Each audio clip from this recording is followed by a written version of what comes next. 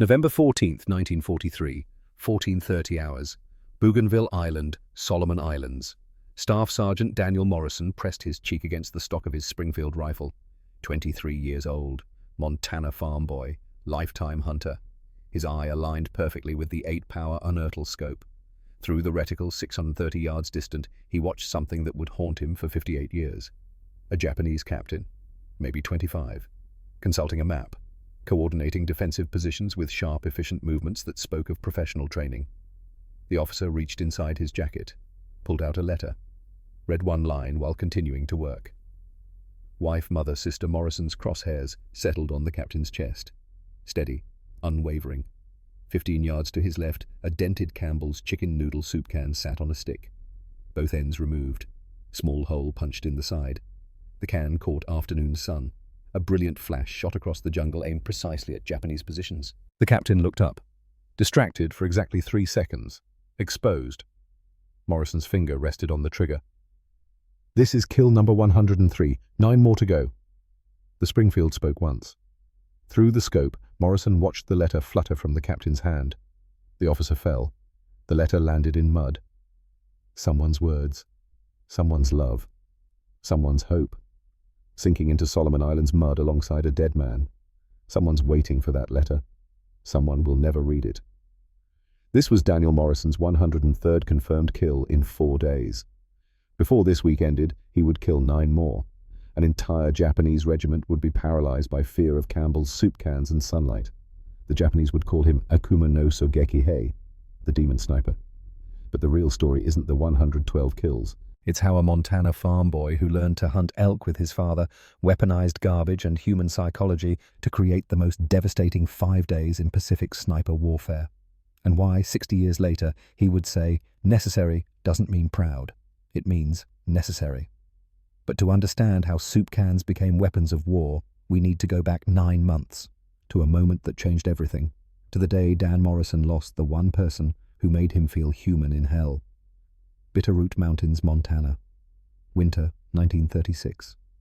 Daniel Morrison, age 11, crouched beside his father in snow that reached his waist.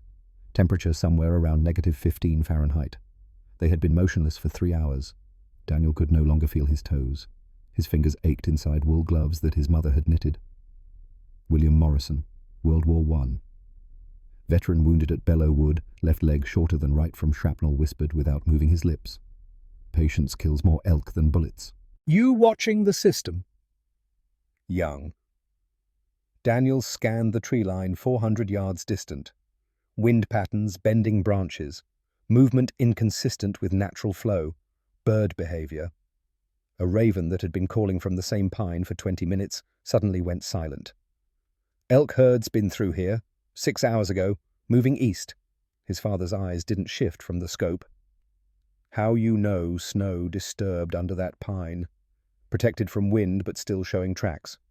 Birds avoiding that ravine. Predator smell lingers. And the... Daniel stopped. A branch 600 yards out moved wrong. Against wind direction. Too deliberate.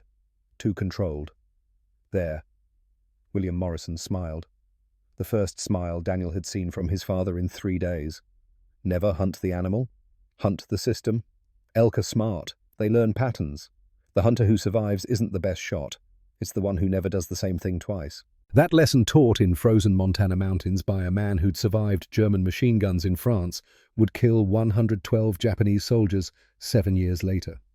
By age 13, Daniel could estimate range by eye within 25 yards. Tested against surveyor's equipment his uncle brought from Missoula. He could hit running jackrabbit at 300 yards with a .22 rifle. Iron sights. Accounting for lead based on speed and distance calculated in his head. He could remain motionless in sub-zero cold for 6 hours, longer if necessary. He could read animal behavior through environmental cues that most hunters never noticed. But the real skill was psychological. Dad taught me elk adapt. They remember where danger came from, so you never shoot from the same spot twice. You never create patterns they can learn. You make them paranoid. Paranoid animals make mistakes. Daniel had a younger brother, Thomas Morrison, 3 years younger. Worshipped Daniel with the uncomplicated devotion only younger brothers possess. Thomas followed Daniel everywhere, practiced shooting until his hands bled and his shoulder turned purple from rifle recoil. December 8, 1941, Pearl Harbor, plus 1 day. Daniel and Thomas sat at the kitchen table with enlistment papers. Their mother stood at the stove, back rigid, not turning around. She knew what was coming. Daniel pushed one set of papers toward himself. "You're too young, Tommy. Wait a year. I'll go. You finish school." Thomas pushed his own papers forward. "You can't do this without me." Daniel felt something crack inside his chest. Not breaking. Cracking, like ice on a frozen pond when you step wrong. "I have to do this for you. Stay safe. Take care of Mum." Daniel enlisted alone, carried guilt like a stone in his pocket. What if Thomas needs me and I'm not there? What if something happens and I could have prevented it by staying home? 3 weeks later, Daniel received a letter from home. Thomas had lied about his age, enlisted anyway, 101st Airborne, shipping to Europe. Daniel's journal entry, December 29th, 1941. "Tommy got in. Part of me proud, part of me terrified. I taught him to shoot, taught him to hunt, taught him patience and observation and how to read the wind. What if I taught him wrong? What if patience isn't enough when men are shooting back? What if the skills that work on elk get him killed by Germans?" Daniel was heading to the Pacific, Thomas to Europe. Both would fight. Both would hunt men instead of elk. Only one would come home. Marine Corps Scout Sniper School, Camp Pendleton, California, June 1943. Gunnery Sergeant William Hayes stood before 40 Marine candidates. Hayes had fought at Guadalcanal, had 37 confirmed kills, had watched 15 men in his battalion die from Japanese sniper fire before he finally located and eliminated the shooter. Killing is last resort. Your job is to watch, to report, to gather intelligence. But when you do shoot, you shoot to create maximum psychological impact on survivors. Hayes walked between the rows of seated Marines. "You think this is about marksmanship? It's not. Half of you can outshoot me on a range. But rangers don't shoot back. Rangers don't adapt. Rangers don't learn your patterns and set ambushes." He stopped in front of Daniel. "Your enemy is smart, trained, experienced. The Japanese sniper who survives 6 months in combat is better than you. He has to be. Every mistake he could make, he's already made and survived. You're new. You'll make mistakes. The question is whether you survive them." The final exercise required candidates to stalk within 200 yards of instructors equipped with binoculars. The instructors knew students were coming. Knew approximately when and from which direction. Students had to close distance without being spotted. Most candidates completed the stalk in 3 to 4 hours, rushing, thinking speed mattered more than patience. Daniel took 9 hours. He moved during wind gusts when vegetation provided natural movement camouflage. He froze when birds overhead changed flight patterns. He navigated around areas where sunlight would create shadows inconsistent with surrounding terrain. The instructors never saw him until he stood up 3 feet behind them and tapped the senior instructor on the shoulder. Hayes pulled Daniel aside after the exercise. "You're exceptional, but you're thinking like a hunter. Elk don't adapt mid-hunt. The Japanese will. The sniper who survives isn't the best shot. It's the one who never repeats himself." Daniel felt déjà vu wash over him. "My father said something similar about elk." Hayes studied him. "Your father was right. Now apply it to an enemy that shoots back." Empress Augusta Bay, Bougainville, November 1st through 8th, 1943. Daniel deployed with 2nd Battalion, 3rd Marine Division. 14,000 Marines hit the beach on November 1st, established defensive perimeter within 48 hours. Japanese resistance was light but determined. Probing attacks, sniper harassment, trying to identify weak points in American defenses. Daniel's first week was conventional infantry combat. 3 confirmed kills at long range. All clean shots, enemy soldiers moving between positions, unaware that American forces had a trained sniper with proper optics. His spotter was Corporal Luis Hernandez, 28 years old, former high school English teacher from San Antonio, Texas. 2 daughters, Maria age 6, Sophia age 4. Luis kept their photograph tucked inside his helmet, showed it to Daniel every single morning like a ritual. "This is what we're protecting, Morrison. American families. Mexican families. All families. These little girls deserve to grow up safe." Daniel and Luis developed the rhythm that makes sniper teams effective. Luis read wind, called distance, identified targets. Daniel made shots. Together they were efficient, professional, deadly. November 8th, 1943. 9:45 hours. Reconnaissance mission. They had spotted a Japanese sniper position the previous evening, tree platform approximately 600 yards distant, camouflaged perfectly, blended into jungle canopy so completely that Daniel had only identified it by watching bird behavior. Ravens avoiding that specific tree. That meant predator presence. Luis raised his binoculars. "I need visual confirmation before you shoot. Give me 10 seconds. 3 seconds later, Luis's head snapped back. The crack of the Japanese rifle arrived a fraction of a second after the bullet. Physics. Speed of sound versus speed of lead. Blood. Luis fell. Daniel froze. Watched Luis's photograph flutter from his helmet. 2 little girls, smiling. Maria missing her front teeth. Sophia holding a stuffed rabbit. The photo landed in mud. For 30 minutes, Daniel remained motionless beside Luis's body. Not from tactical discipline, from shock, from grief so complete it paralyzed every muscle. Internal voices screaming. I'd killed 3 men that week, watched them drop through my scope like elk at harvest. Felt nothing but satisfaction. Shots well placed, threats eliminated, clean kills recorded in my logbook with the same dispassion I'd recorded elk kills in Montana. Now Luis lies in mud with half his head gone. Luis, who taught English to high schoolers, who conjugated verbs and diagrammed sentences and tried to make Shakespeare relevant to kids from San Antonio Barrios, who showed me his daughter's photo every single morning, Maria with her gap-toothed smile, Sophia with her stuffed rabbit, and I feel everything, rage like fire in my chest, grief like drowning. Shame that I didn't see the Japanese sniper first. I'm supposed to be the hunter. I'm supposed to protect my team. I'm supposed to see threats before they see us. I failed. Daniel finally moved, retrieved Luis's body, cleaned the muddy photograph with careful fingers, taped it inside his own helmet where it would stay for the rest of the war and 60 years beyond. That night in his foxhole, Daniel wrote in his journal, Luis had 2 daughters. The Japanese sniper probably has family too. But Luis was my spotter, my responsibility, my failure. I can't bring him back. But I can make sure that Japanese sniper never kills another Marine, and I can make sure every Japanese soldier in this sector understands one thing. Investigating anything unusual means death. I will hunt the system. Like Dad taught me, I will make them paranoid. Captain Richard Blackwood found Daniel staring at an empty Campbell's soup can. The can was heated over a fuel tablet. Standard evening meal, chicken noodle soup that tasted like salt and regret. Daniel turned the can slowly in his hands, watched sunset reflection flash across his foxhole. Flash. Darkness. Flash. Darkness. Morrison. You all right? Daniel looked up, eyes distant. Sir, I need permission to try something unconventional, something that's going to sound crazy. Blackwood sat down on the edge of the foxhole. I'm listening. Daniel held up the soup can, tilted it deliberately. Reflection flashed across Blackwood's face, bright enough to make the captain squint. Elk investigate unusual things, new sounds, unexpected movements, light where light shouldn't be. It's curiosity, biological survival instinct. They need to know if it's threat or opportunity. Japanese soldiers are the same. They're trained to observe, analyze, respond to tactical signatures. What if I create false signatures they can't ignore, make them investigate, then shoot them when they expose themselves? Blackwood studied the soup can. Using what for signatures, Daniel tilted the can again.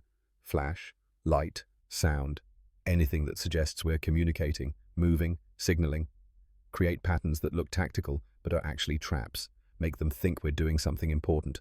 Make them investigate. Make them expose themselves. Long silence. Blackwood considering, weighing risk against potential reward. You have 48 hours to prove it works.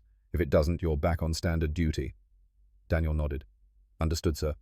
He spent that night positioning soup cans in the jungle, testing angles, calculating reflection patterns based on sun trajectory, string and wire rigged for remote adjustment. Creating a system. Not hunting individual soldiers.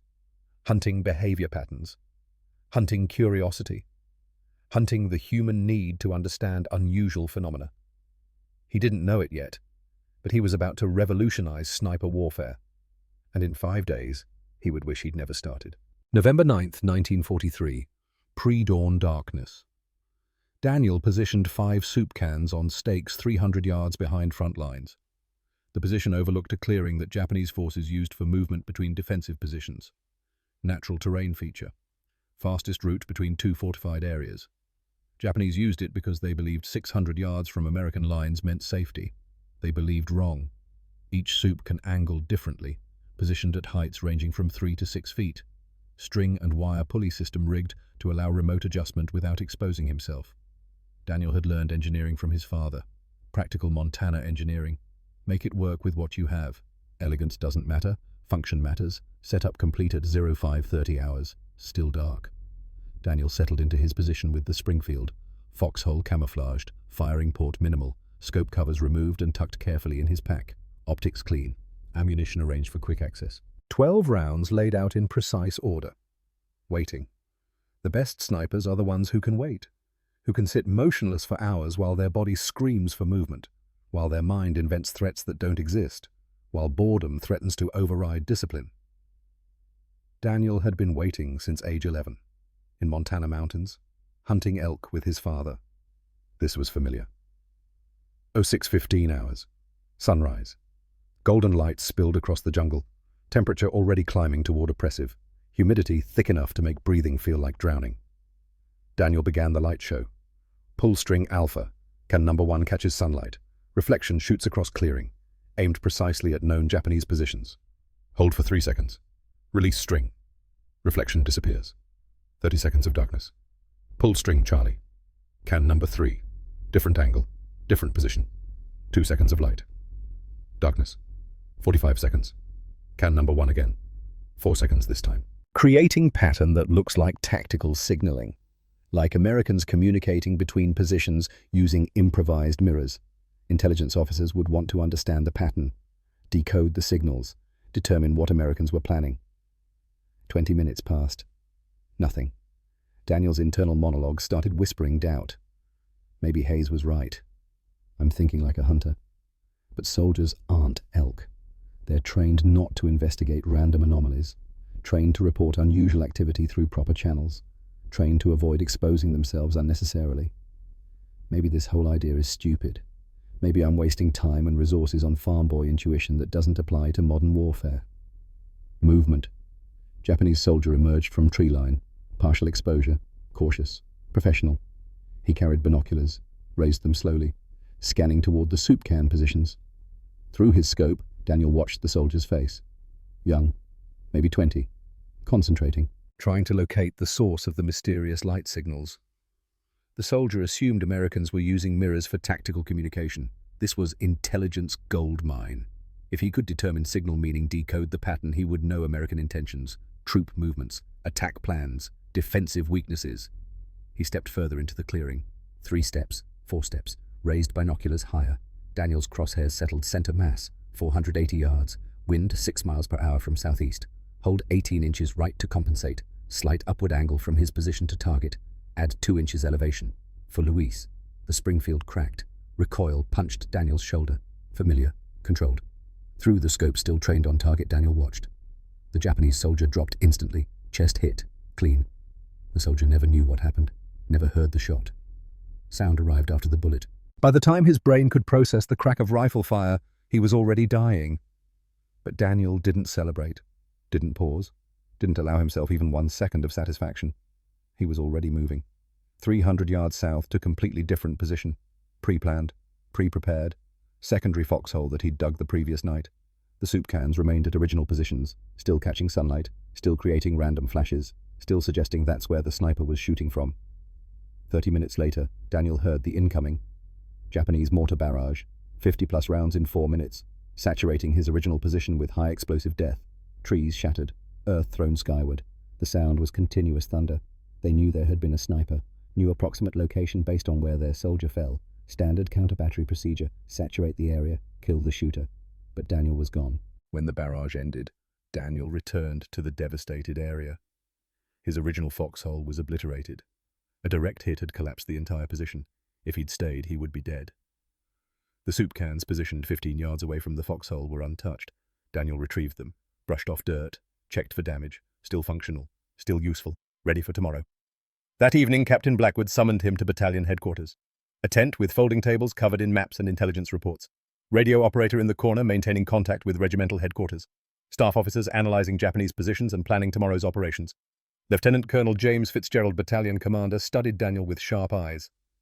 Fitzgerald was 42, West Point graduate, had commanded Marines at Guadalcanal, respected by his men because he thought tactically rather than emotionally. 1 kill. Significant ammunition expenditure by enemy. 0 casualties to our forces. And you did this with soup cans? Yes, sir. The technique exploits enemy psychology. They're trained to identify tactical signatures.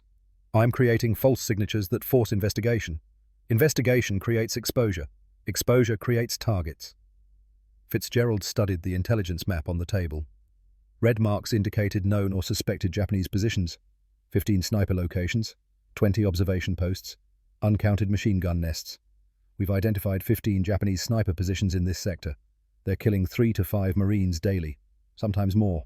Good men, trained men, men we can't afford to lose. Your technique could neutralize them. Long pause while Fitzgerald considered implications. How many kills do you think you can realistically achieve? Daniel thought carefully before answering. Honesty mattered more than bravado. If they don't adapt, if I can stay unpredictable, maybe 20 to 30 in a week, assuming optimal conditions. Assuming they keep investigating.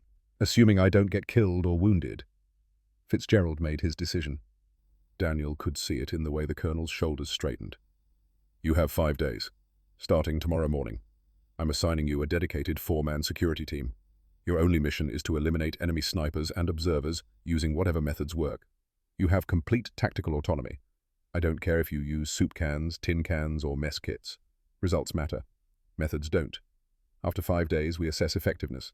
If it's working, we expand the program Marine Corps wide. If not, you return to standard duty. Clear crystal, sir. That night, Daniel cleaned Louis's daughter's photograph, taped it more securely inside his helmet. The tape he used was medical tape, white, stark against the dark green helmet liner. He stared at those 2 little girls for long minutes. Maria, Sophia, your father died protecting you. Died protecting every American child. Every family. Every future. I'll make his death mean something. He wrote a letter to Thomas. His brother was in England now. 101st Airborne preparing for the invasion everyone knew was coming. Thomas would jump into France, would fight in hedgerows and villages, would face German machine guns and mortars. Tommy, lost my spotter today. Good man, father of 2 little girls. I'm going to make his death mean something, using what Dad taught us about hunting elk. But different. Hunt the system, not the target. Make them paranoid. Make them make mistakes. Make them expose themselves by trying to understand what we're doing. Stay safe, little brother. Use everything Dad taught us. Patience. Observation. Never do the same thing twice.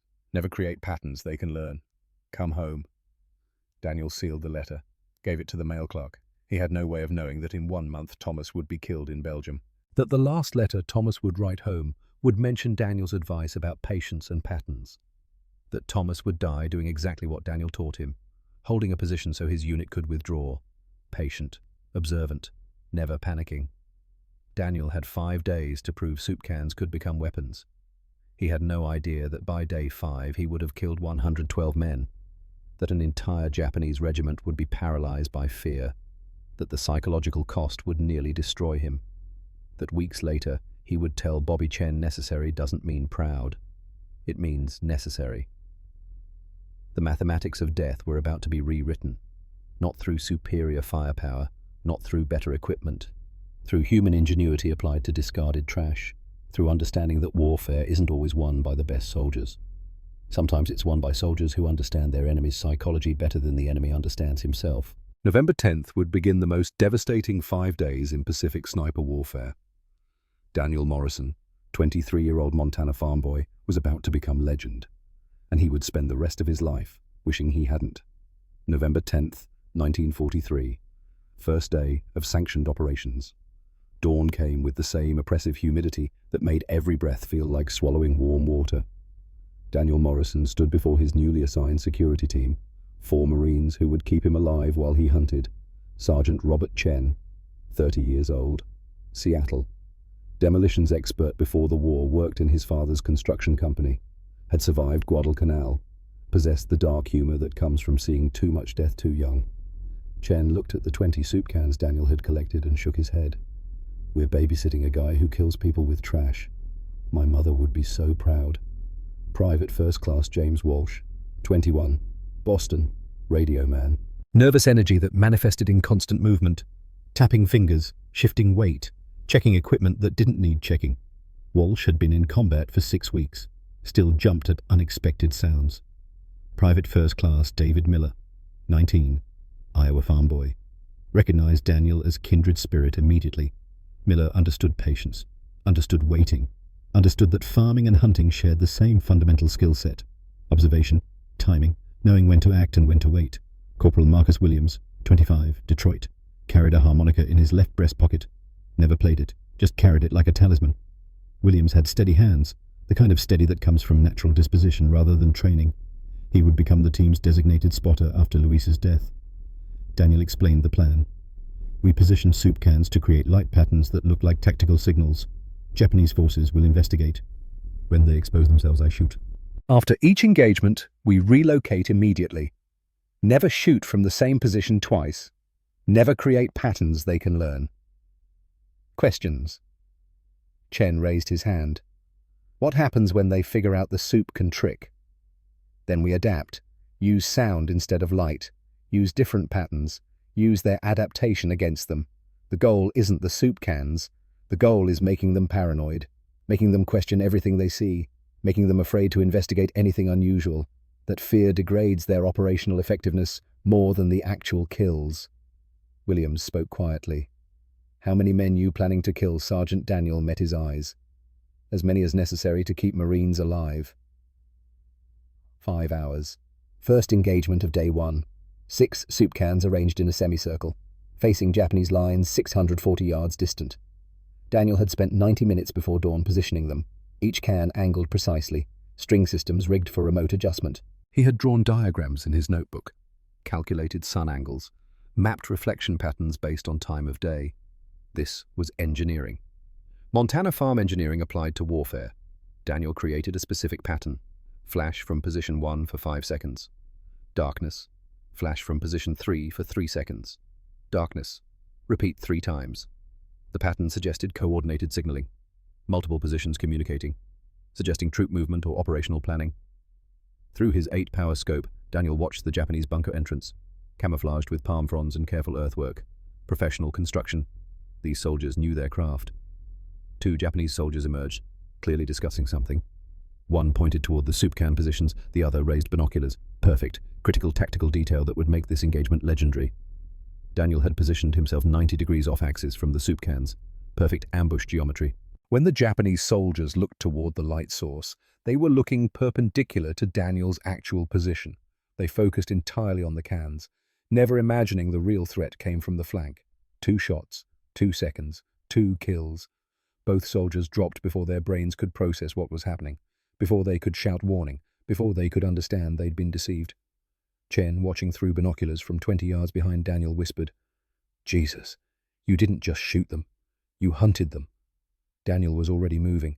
100-yard relocation south, new position, different angle, different background. The soup cans remained, still flashing, still suggesting that's where the shooter operated. By 1200 hours, Daniel had 9 confirmed kills. He operated like machinery. Shoot, relocate, new soup can set up. Shoot, relocate. Never the same position twice, never predictable, never giving Japanese forces anything they could pattern and counter. Japanese intelligence report captured after the battle documented their confusion.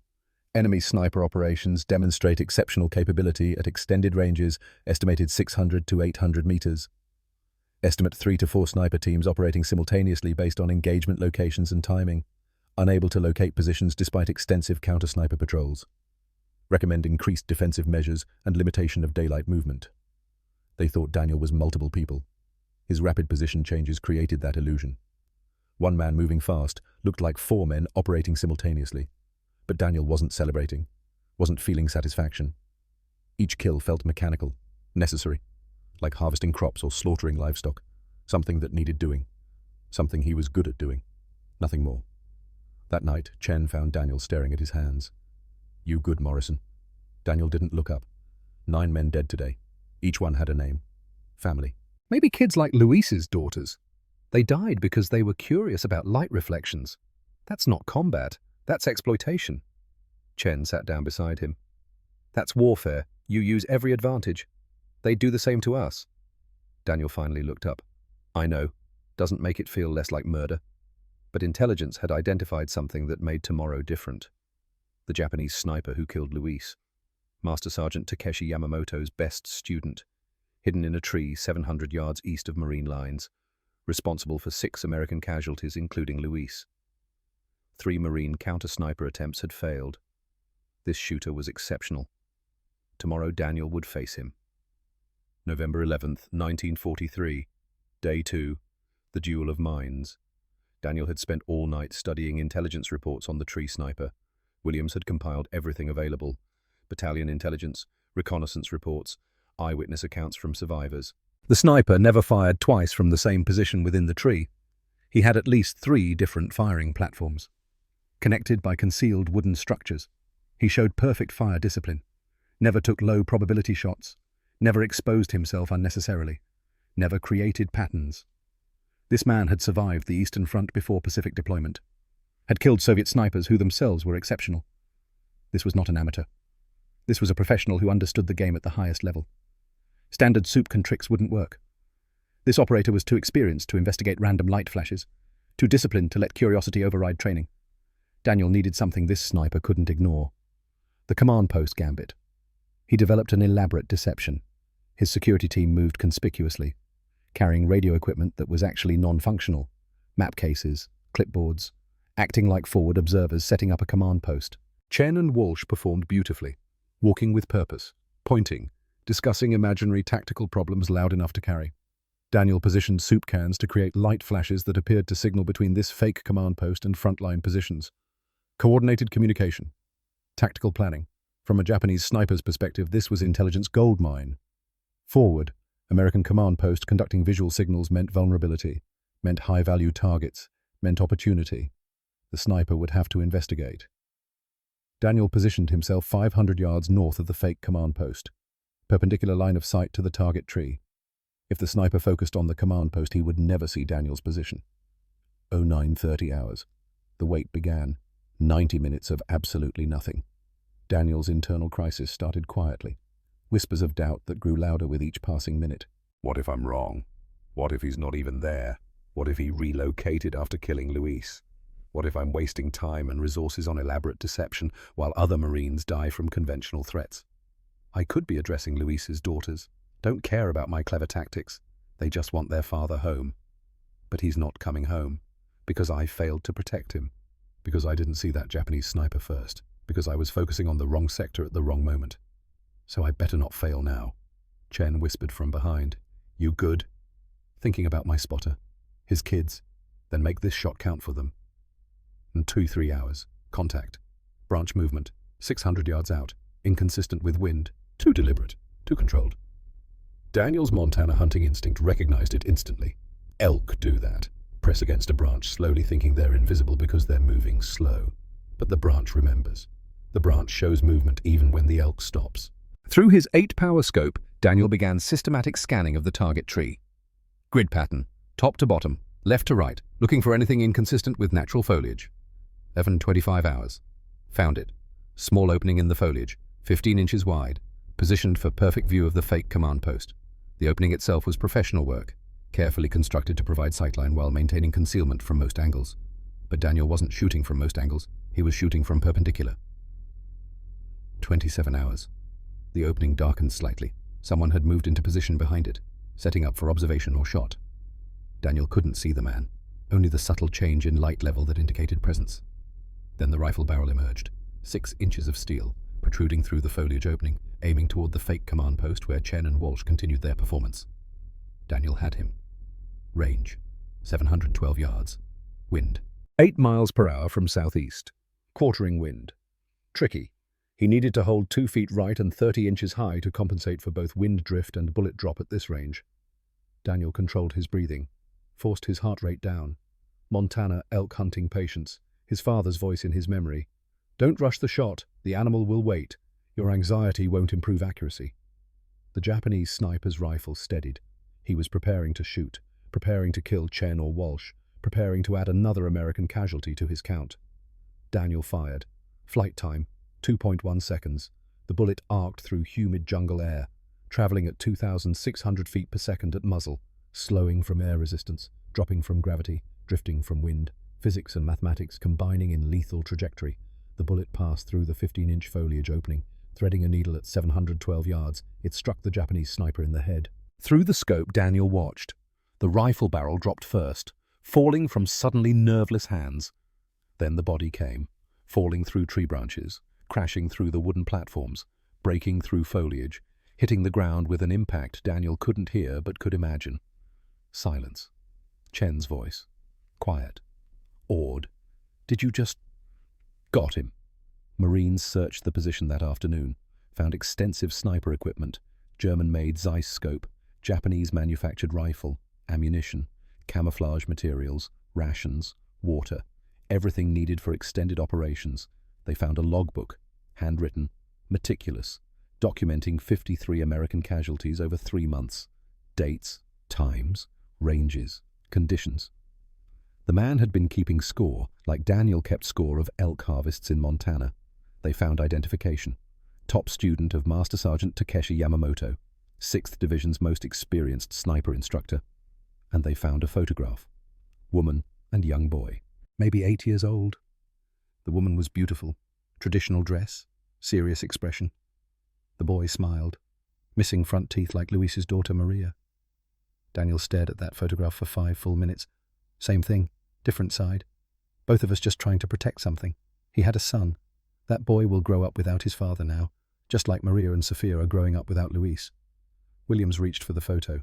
Morrison, you don't need to. Daniel handed it over. Leave it with the body. For burial detail, his family should have it back if possible. But something changed that afternoon. Japanese forces stopped investigating random light flashes, stopped responding to unusual phenomena, pulled back sentries, enforced stricter fire discipline. They were adapting. Battalion intelligence officer delivered the assessment to Daniel personally. Enemy has recognized your technique and implemented countermeasures. They're refusing to investigate unusual activity. Your effectiveness may be significantly degraded. Daniel considered this. Good. That means it's working. If they're refusing to investigate anything unusual, they're operating partially blind, can't gather intelligence, can't identify actual threats, can't distinguish real signals from false ones. I forced them to adapt in a way that limits their own effectiveness. But now I need to escalate. If they won't investigate light flashes, I need to create situations they absolutely cannot ignore. November 12th, 1943, Day 3. Horror movie. Daniel deployed 8 soup cans instead of his usual 5 or 6. Positioned them to create a coordinated signal network. Pattern suggested major troop movements. Attack preparation. Operational planning at scale. This wasn't random light flashes. This was simulated tactical communication that Japanese intelligence could not afford to ignore. If Americans were preparing major assault, Japanese commanders needed to know. Needed to position defenses, needed to request reinforcements. They had to investigate. But nature provided Daniel with unexpected advantage. Heavy morning fog rolled in from the ocean. Visibility dropped below 200 yards for most soldiers. Japanese forces assumed weather had grounded sniper operations. Assumed fog provided cover. They assumed wrong, something they didn't know. Daniel's scope used lenses scavenged from destroyed equipment. German-made Zeiss glass, captured from a German liaison officer killed fighting alongside Japanese forces in New Guinea. The optics had been traded through unofficial channels, marine to marine, equipment that worked better than issued gear. The Zeiss lenses gathered more light than standard American scopes. In the dim fog, Daniel could see clearly at 500 yards. Japanese soldiers, believing themselves invisible in the weather, moved more freely. Mistake. 800 hours through 1200 hours became legendary in battalion history. 16 confirmed kills. But the manner of those kills created something worse than casualties. Created psychological horror. Japanese soldiers fell silently. No sound of incoming fire. Distance and fog suppressed noise below audible threshold. Men just collapsed. Walking one moment, dead the next. Their comrades never saw the muzzle flash, never heard the shot, never identified threat direction. They watched friends die from invisible enemy. Ghost. Demon. Something that killed without warning from impossible range in impossible weather. One Japanese private's diary, captured 3 days later, documented the psychological impact. November 12, 1943. Something is very wrong.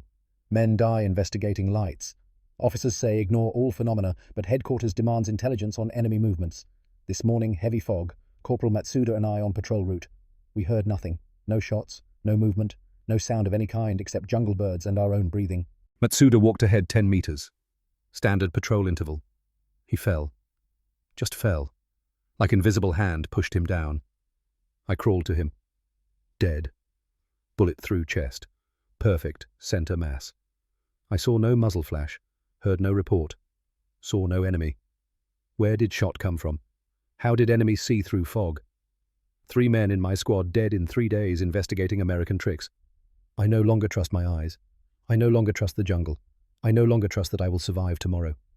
Is this American technological superiority, or are we facing Demon Major Kenji Yamamoto entered the story here? Battalion Commander opposing Daniel's sector. 43 years old. Career officer. Competent. Experienced. Respected by his men, because he genuinely cared about their survival. Frustrated by mysterious casualties he couldn't explain or prevent. His war diary captured after his death 3 days later, November 12, 1943. Enemy employs unknown signaling methods. Attempts to locate signal sources result in casualties. Sniper fire of exceptional accuracy eliminates observers from distances exceeding 600 meters. Weather provides no protection. Fog provides no cover. Cannot determine if signals are genuine tactical communication or elaborate deception designed to draw investigation. Cannot distinguish real threats from false threats. Morale declining rapidly. Men whisper about Akuma no Sogeki Hei, demon sniper. I do not believe in demons, but I believe in American ingenuity, and I fear we have no tactical answer for this particular innovation. Every decision I make results in casualties. Investigate signals, men die. Ignore signals, we operate blind. The American has created impossible dilemma. No winning choice, only different methods of losing. November 13th, 1943, Day 4, Peak Performance Day. The day Daniel Morrison became legend and started breaking inside. 27 confirmed kills, single day. Multiple sophisticated gambits deployed simultaneously. Command post deception with fake headquarters setup. Patrol signal coordination suggesting American patrols moving through Japanese territory. Artillery observer simulation with light patterns that mimicked forward observers spotting targets for indirect fire. Each gambit played on Japanese tactical fears and intelligence priorities. They couldn't ignore potential threats. Investigation became mandatory despite casualties. Exposure became inevitable. Death followed. But something changed in Daniel that evening. The realization. Chen approached Daniel in his foxhole after the day's operations concluded. 27 confirmed kills. 27 men who woke up that morning and died before sunset. 27 today. You're a machine, Morrison. Daniel didn't respond. Stared at his hands, at the Springfield leaning against the foxhole wall, at Louise's daughter's photograph still taped inside his helmet. You all right? I'm not hunting soldiers anymore. I'm hunting decision-making itself. Chen sat down. What, Yamamoto? Their battalion commander. He can't win. If he ignores my signals, he operates blind, can't see American movements, can't identify real threats, can't position defenses effectively. If he investigates, his men die. I'm not killing individuals anymore. I'm destroying their ability to make rational command decisions, creating organizational paralysis through psychological warfare. Pause. Daniel looked up. That's worse than just shooting them. I'm making them choose between bad options. No way to win, just different ways to lose, different methods of getting their men killed. Chen spoke carefully. That's warfare, Morrison. That's what makes you effective. Daniel's voice went flat. Effective? Yeah, but Luis was a teacher, taught kids to think critically, taught them to analyze problems and find solutions. What would he say about me teaching enemy commanders that thinking gets your men killed, that every decision results in casualties, he wrote in his journal that night. Hand shaking slightly from exhaustion or emotion or both. 68 confirmed kills in 4 days. I'm exceptional at this. Too exceptional. Dad taught me to hunt elk, make them paranoid, force them into mistakes, make them expose themselves by trying to understand what we're doing. I'm doing the same to Japanese soldiers. But elk don't have families. Elk don't write letters home. Elk don't have commanders who feel responsible for their deaths. Every kill is someone's son. Many are fathers. Many have brothers like Thomas who worry about them. I'm necessary. War requires my skills. Battalion commander says I'm saving American lives. And I am. The mathematics support that conclusion. But I'm not proud. And I'm starting to wonder if there's actually a difference between necessary and murder when you're this efficient at it. November 14th, 1943, Day 5, the crescendo, the peak, the moment everything culminated, the engagement that would haunt Daniel Morrison for 58 years. 31 confirmed kills. Single day. Highest single-day total by any American sniper in the Pacific Theater. 14:30 hours. The mass engagement. Daniel positioned soup cans to suggest major American assault coordination. Multiple signal points, complex patterns, communications between battalion elements. Japanese forces believing attack was imminent, repositioned multiple units across open terrain. Officers had to expose themselves to coordinate defensive preparations, had to move between positions, had to communicate with subordinate units, had to ensure defensive sectors were properly manned and supplied. Standard operating procedure during crisis. The kind of movement that's necessary during tactical emergency. The kind of movement that gets officers killed when enemy snipers are watching. 90-minute engagement. Daniel and his security team engaged targets of opportunity with devastating precision. Williams called targets. Chen provided security. Walsh maintained communications with battalion. Miller reloaded magazines. 11 Japanese soldiers fell, including 2 officers whose deaths created command confusion that degraded the entire defensive sector's effectiveness for 3 days afterward. But it wasn't an action movie anymore, wasn't tactical excellence or professional soldiering. It was tragedy. Kill number 103 came at 15:47 hours. Daniel had watched the target for 3 minutes before taking the shot. Japanese captain, young officer coordinating defensive positions. The officer was reading a letter when Daniel's bullet struck. Personal correspondence from home. Words of love crossing impossible distance. Now those words would never be answered. The captain fell. The letter fluttered from his hand into mud. Daniel lowered his rifle, sat back. "That's enough for today," Chen protested. "We still have daylight. There's still repositioning, multiple targets exposed. I said enough." That night, Daniel couldn't eat, couldn't sleep, stared at Luis's daughter's photograph, stared at his journal, stared at the number. 103 confirmed kills in 5 days. He wrote a letter to Thomas, never sent, kept it folded in his journal where it would remain for 60 years. Tommy, I've become what Dad taught us to be, patient, observant, lethal, the perfect hunter, the ideal sniper. Marine Corps is talking about using my techniques across the entire Pacific Theater. They want me to train other snipers, turn my methods into doctrine. But Dad hunted to feed the family, hunted because we needed meat to survive Montana winters. I'm killing men whose families will starve without them. 103 men in 5 days, each one somebody's son. Many were fathers. Many had brothers like you. The mathematics work. The logic is sound. I'm saving American lives. Battalion intelligence estimates my operations have degraded enemy effectiveness by 60%. 60% fewer Marines dying. That's good. That's important. That's necessary. But the morality doesn't balance. I don't know how to carry this home. Don't know if I deserve to come home. Don't know what I'll say if someone thanks me for my service. Stay safe, little brother. Maybe you'll figure out what I can't. How to be good at something terrible and still remain human. Bobby Chen found Daniel awake at 0300 hours, sitting in his foxhole, staring at nothing. You good? We've killed over 100 men in 5 days. Does good apply anymore?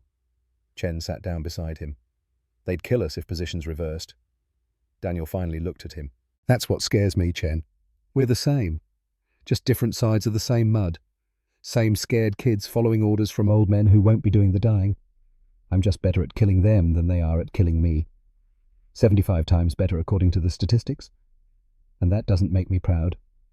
It makes me sad that I was needed. Makes me sad that being exceptional at killing is considered valuable. Makes me wonder what kind of world requires 19-year-old farm boys to become expert at ending human lives from 700 yards away. Long silence. Jungle sounds. Distant artillery. Radio chatter from nearby positions. Tomorrow's your last day, Morrison. 1 more day. Then you're done. Daniel nodded slowly. 9 more kills to reach 112. Then I stop. Then someone else can be the demon sniper. Then someone else can carry this weight. He had no idea that tomorrow something else would happen. Something that would make 112 kills feel meaningless. Something that would break him completely. November 15th, 1943, Day 5, final day. The sky opened with heavy clouds, thick grey mass that blocked the sun completely. No sunlight meant no soup can light reflections. The technique that had killed 103 men in 4 days was suddenly useless. Daniel adapted. Empty ammunition cans, larger than soup cans, more resonant. He filled them with pebbles, small stones from the jungle floor, positioned them in trees and bushes using the same string and wire systems he'd developed for the soup cans. When he pulled the strings remotely, the cans shook, pebbles rattled, created sounds that suggested American movement, equipment being handled, positions being adjusted, activity that Japanese observers needed to investigate and report. Different technique, different sensory exploitation, same fundamental psychology. 9 final kills across 7 hours. Mechanical execution. No celebration. Each target investigating sounds. Each one following orders to investigate unusual phenomena. Each one dead before understanding deception. 15:45 hours. Kill number 112. Japanese officer moving between positions. Captain on Yamamoto's staff. Coordinating defenses. Daniel positioned sound-making cans to create distraction pattern. The officer stood partially exposed, consulting a map, trying to maintain defensive coherence despite days of mysterious casualties and psychological pressure. Through his scope, Daniel saw the officer's face clearly. Young, maybe 26, scared but determined, doing his duty despite fear, despite knowing American sniper was operating, despite watching his battalion dissolve through attrition and terror. The officer reached inside his jacket, pulled out a letter, read it while consulting the map. Same gesture Daniel had seen yesterday. Same human moment of connection to home while surrounded by death. Someone's waiting for that letter. Someone wrote it believing their words would bring comfort, bring hope, bring love across impossible distance. Range 630 yards, wind light, easy shot by Daniel's standards, his crosshairs settled center mass. This is 112. This is enough. After this I stop. After this someone else carries this burden. Shot broke at 15:47 hours. Officer fell. Letter fluttered into mud. Daniel immediately withdrew. Returned to battalion lines at 1600 hours. Exactly 5 days since Lieutenant Colonel Fitzgerald had given him carte blanche to prove soup cans could become weapons. Fitzgerald met him at battalion headquarters. Final count 112 confirmed, sir. 97 verified by secondary observers. Fitzgerald's face showed something between awe and concern. Outstanding work, Morrison. You've exceeded every expectation. Division wants you reassigned to training duties, wants your techniques disseminated Marine Corps wide. This could change how we fight across the entire Pacific Theater. Daniel interrupted. Permission to be relieved from sniper duties, sir. Fitzgerald stopped, studied Daniel's face. You're the most effective sniper in Marine Corps history. Why would you want relief? Because 112 is enough, sir. I've done what was necessary. I don't need to do more. Don't want to do more. Can't do more. November 16th, 1943. The Intelligence Assessment. Formal report filed by Battalion Intelligence Officer. Typed on manual typewriter. Carbon copies distributed to Regiment, Division and Marine Corps Headquarters. Summary. Staff Sergeant Daniel Morrison employed innovative deception techniques to neutralize enemy sniper and observation positions with unprecedented effectiveness. Methodology. Using improvised light reflectors and sound devices, Morrison created false tactical signatures, forcing enemy personnel to expose themselves for observation and targeting. Results: 112 confirmed enemy casualties, 97 verified by secondary observers, 57 confirmed as sniper observer or communications personnel, 19 confirmed as officers or senior enlisted, estimated 300 enemy man-hours wasted investigating false signatures, enemy intelligence gathering capability degraded by estimated 60 to 70%. Significant psychological impact on enemy forces documented through captured diaries and interrogation of prisoners. Recommendation: methodology merits immediate documentation for wider implementation. Recommend Staff Sergeant Morrison reassignment to training duties to disseminate techniques. Also recommend immediate promotion to gunnery sergeant and decoration for extraordinary heroism. Major Yamamoto's final diary entry. Written November 16th. 3 days before his death in American artillery strike. November 16th, 1943. The American Demon Sniper has ceased operations. 5 days. 112 of my men killed. I have destroyed my battalion's effectiveness through my own command decisions. Each time I ordered investigation of suspicious phenomena, men died. Each time I ordered ignoring phenomena, we operated without intelligence, without understanding enemy intentions or movements. The American did not defeat me with superior equipment, did not defeat me with better training. He defeated me by making rational command decisions impossible, by creating situations where every choice results in casualties. Officers afraid to expose themselves for coordination. Soldiers refusing reconnaissance missions despite orders. Morale collapsed completely. Cannot maintain defensive posture under these conditions. I have failed my men. They deserved better commander than one who could not counter soup cans and sunlight. If I survive this battle, I will carry this shame forever. But I understand now. Warfare is not won by best soldiers. It is won by soldiers who force enemy into impossible choices. The American understood this. I did not. My failure. My responsibility. My shame. He died 3 days later. Never learned the American demon sniper was one man. Never learned about Montana elk hunting. Never learned his opponent was 23-year-old farm boy who felt the same shame Yamamoto felt, who carried the same burden, who questioned the same moral calculations. 2 professional soldiers, both competent, both dedicated, both trying to protect their men, both destroyed by requirements of their duty. November 20th, 1943, Rear Area Recovery Base, 2 weeks of mandatory rest. Medical officers noted combat exhaustion symptoms, difficulty sleeping, reduced appetite, occasional hand tremors, flat affect. Classic signs of acute stress reaction.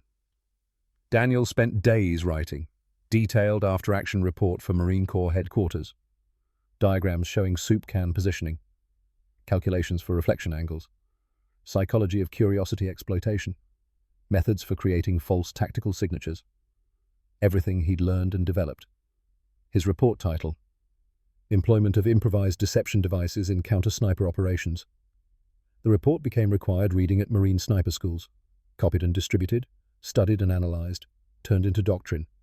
His techniques would be used across the Pacific, would kill hundreds more Japanese soldiers, would save hundreds of American lives. Report excerpt. The soup can technique succeeds because it exploits enemy psychology rather than defeats enemy equipment. By creating false signatures they cannot ignore, we force response cycles that expose them to engagement. Key is understanding what enemy cannot ignore based on their training doctrine and tactical priorities. But we must remember, effectiveness must be balanced with humanity. Every kill, no matter how justified tactically, carries moral weight we will carry home. I killed 112 Japanese soldiers in 5 days. Each was necessary for mission accomplishment and force protection. None make me proud. Necessary and proud are different words. We must never confuse them. December 18th, 1943. Mail call. Letter from home. Daniel's hands shook opening it. He knew before reading. Knew from the envelope type. Official military notification. Heavy paper. Formal typography. Dear Daniel, it is with deepest sorrow we inform you. Thomas was killed in action December 16, 1943 in Belgium during German counter-offensive operations. He died holding his position so his unit could withdraw. Posthumous Silver Star for valor above and beyond. The citation says he remained in exposed position providing covering fire for 40 minutes. Killed 7 German soldiers, saved 30 American lives. He was patient, observant, never panicked, used everything you taught him. Army says he was exceptional soldier. We know he was exceptional son and brother. We know you'll blame yourself. Don't. Thomas chose to serve, was proud to fight, was proud of you, talked about his big brother who taught him to hunt, to think, to survive. Come home safe, Daniel. We've already lost one son. Can't lose both. Love, Mum. Daniel collapsed. Letter clutched in shaking hands. Bobby Chen found him. Read the letter without asking permission. Sat down beside Daniel in silence. 5 minutes passed. I'm sorry, Morrison. Daniel's voice broke. I killed 112 men to protect Marines. Couldn't protect the one person who mattered most. All that patience, all that precision, all that innovation, all that tactical genius everyone's celebrating. Useless when it counted. Tommy died because I wasn't there. Because I was here playing games with soup cans while my brother faced German machine guns alone. Chen started to speak. Don't. Just don't say it wasn't my fault. Don't say I couldn't have known. Don't say I was where I was needed. Tommy needed me, and I wasn't there. That's the only fact that matters. That night, Daniel wrote final journal entry for 1943. 112 confirmed kills, 2 deaths I couldn't prevent. Luis, Tommy. Math says I succeeded. Net positive. 112 enemy dead. Hundreds of Marines saved through degraded enemy effectiveness. Battalion commander says my techniques changed the war. Division says I'm hero. But math doesn't account for Luis's daughters growing up without father. Doesn't account for Tommy dying in Belgian mud. Doesn't account for 112 Japanese families receiving notifications like Mom received. I hunt systems, make enemies paranoid, force impossible choices. But I couldn't hunt the system that took Tommy. Couldn't make death paranoid. Couldn't force war into impossible choice. Necessary doesn't mean proud, it means necessary. And right now I'm not sure necessary is enough. Not sure anything is enough. Not sure I deserve to survive when Luis and Tommy didn't. January 1944. Orders to Camp Pendleton as sniper school instructor. Daniel initially refused. I can't teach men to become what I became. Lieutenant Colonel Fitzgerald sat across from him. You teach them to survive, to think, to protect their brothers. That's what you did. That's what they need. Luis's daughters need more Marines to come home alive. Your brother Thomas would want his death to mean something. Teaching is how you make it mean something. You turn 112 kills into thousands of Marines who survive because they learned from you. That's how you honor the dead. Both sides. Daniel accepted. For the war's remainder, he trained over 400 Marine snipers. His teaching methodology broke from traditional military instruction. He didn't emphasize marksmanship alone, emphasized creativity, psychology, understanding enemy behavior patterns, thinking 3 moves ahead. Key teaching moment witnessed by 47 students in April 1944. Student raised his hand. Gunnery Sergeant. How many men did you kill? Daniel met his eyes without flinching. 112 confirmed. Each one was someone's son. Many were fathers. Many had brothers who loved them like I loved mine. I was effective. I am not proud. Necessary and proud are different words. Your job is to be necessary and come home human. Never confuse the two. I killed 112 men. That's not success. That's tragedy repeated 112 times. Success is you coming home to your families. Success is making the war end sooner so fewer men die on both sides. War makes that complicated. Makes it impossible sometimes. So we do what's necessary.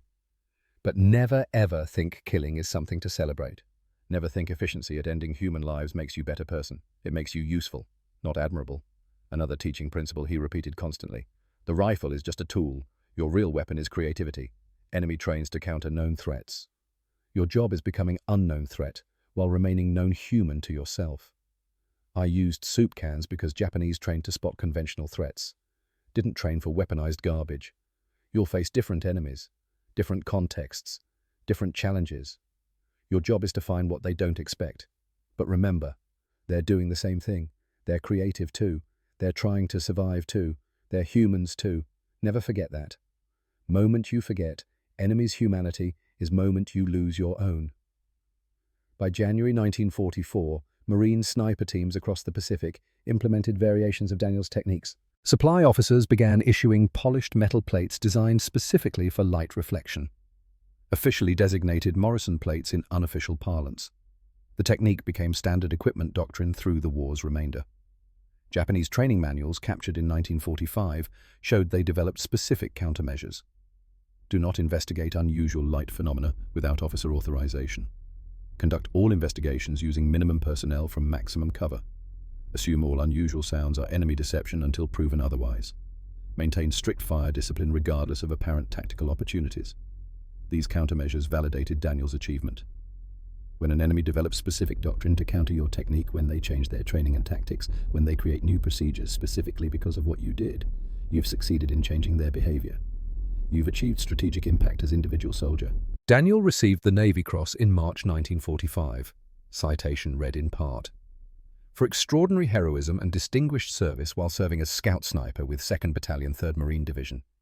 Gunnery Sergeant Morrison employed exceptional tactical innovation to neutralize enemy positions with devastating effectiveness, demonstrating initiative, creativity, and dedication to duty that reflects great credit upon himself and the United States Marine Corps.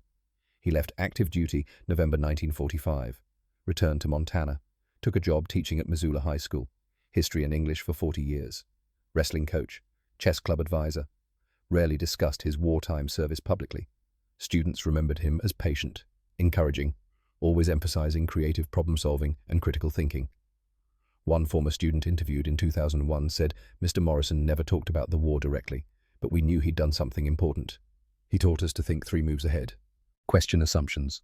Look for simple solutions to complex problems. Be patient. Observe carefully. Never give up." I didn't know until years later he'd been a sniper. Makes perfect sense, though. That's exactly how he taught. Multiple approaches to same problem. Persistence. Innovation. But Daniel also taught something else, something his students remembered even more clearly than the tactical lessons. Being good at something doesn't mean you should be proud of it if it caused suffering. He was good at killing. That made him sad, not proud. He told us once that being exceptional at something terrible doesn't make you an exceptional person, just makes you useful during terrible times. Real measure of person is what they do after the terrible times end. One of Daniel's former students, Staff Sergeant Michael Torres, deployed to Afghanistan in 2004. Pinned down by sniper fire in Helmand province, Torres remembered his teacher's words from a high school classroom 20 years earlier. Hunt the system, not the target. Make them paranoid. Torres used signal mirrors to create false positions, drew enemy fire to empty ground while his team flanked, neutralized the threat, saved 6 Marines. He wrote to Daniel afterward, "Mr. Morrison, you taught me to think, not just shoot, taught me creativity matters more than firepower, taught me to hunt behavior patterns instead of individuals. That knowledge saved my life and my team in Afghanistan. I used your soup can principle with mirrors and misdirection. It worked. 6 Marines came home because you taught a kid in Montana how to think differently. Thank you for teaching me to be human while being effective. Thank you for showing me that necessary doesn't mean proud. I carry that lesson every day. Respectfully, Jeet Michael Torres, USMC." Daniel kept that letter until he died. It was found in his desk drawer, worn from being read hundreds of times, creased from being unfolded and refolded. Evidence that teaching mattered more than killing, that 40 years in a classroom counted more than 5 days in a jungle. Daniel Morrison died May 2003, age 81, Missoula, Montana. Funeral attended by 47 former students, 12 former Marines he'd trained. No active media at family's request. Bobby Chen, age 80, delivered eulogy. He'd survived the war, become engineer, raised family, carried his own memories of 5 days in November 1943. Dan Morrison taught me that patience kills more than bullets. He taught 400 Marines to survive by thinking, not just shooting. He taught 1,000 students to question assumptions and solve problems creatively. He was good at killing, exceptional at it. 112 confirmed kills in 5 days. But he was better at teaching. That's what he wanted to be remembered for. The lives he saved through teaching, not the lives he took through shooting. The soup can trick was clever. Dan Morrison was wise. We'll miss the wisdom more than we'll remember the tactics. We'll honor the teacher more than we'll celebrate the warrior, because that's what he would have wanted. That's who he was after the war ended, and who we are after the war defines us more than who we were during it.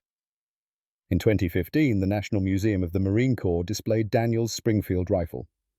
3 soup cans recovered from Bougainville in 2007 sat alongside it.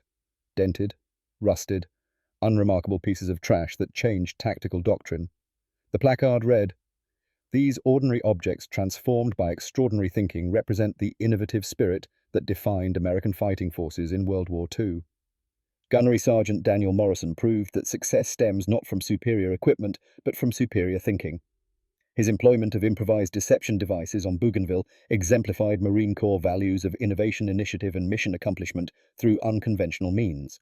But Morrison's greater legacy lies not in the 112 enemy casualties, but in the 400 Marines he trained who came home alive, and the 1,000 students he taught who learned that creativity matters more than resources, and that humanity matters more than efficiency. The display case also contained Daniel's journal, Luis Hernandez's daughter's photograph, Thomas Morrison's Silver Star citation, Major Yamamoto's translated diary, Daniel's Navy Cross, Staff Sergeant Torres's letter from Afghanistan, and a photograph of Daniel teaching at Missoula High School in 1982. 60-year-old man with patient eyes, explaining something to students who leaned forward to listen. 112 men dead, 5 days, 1 Montana farm boy with garbage and ingenuity. But this story isn't about killing. It's about what humans can accomplish when necessity demands innovation and survival depends on creativity. Daniel Morrison didn't have best equipment. He made better solutions from trash. That's not just military history, that's human history. The ability to look at impossible problems and say, I'll figure it out. But the story is also about cost. Daniel figured it out. Killed 112 men, saved hundreds of Americans, revolutionized doctrine, and spent 58 years carrying the weight of 112 deaths. 1 brother's death, 1 spotter's death. He was necessary, he was effective, he was exceptional, he was not proud. Because the best warriors understand that victory isn't measured in enemy casualties, it's measured in whether you can live with yourself after. Dan Morrison lived with himself by teaching others, by emphasizing creativity over violence, by saying necessary doesn't mean proud for 58 years until his death. The soup can trick changed tactical doctrine. Dan Morrison's life changed how we understand the cost of tactical genius.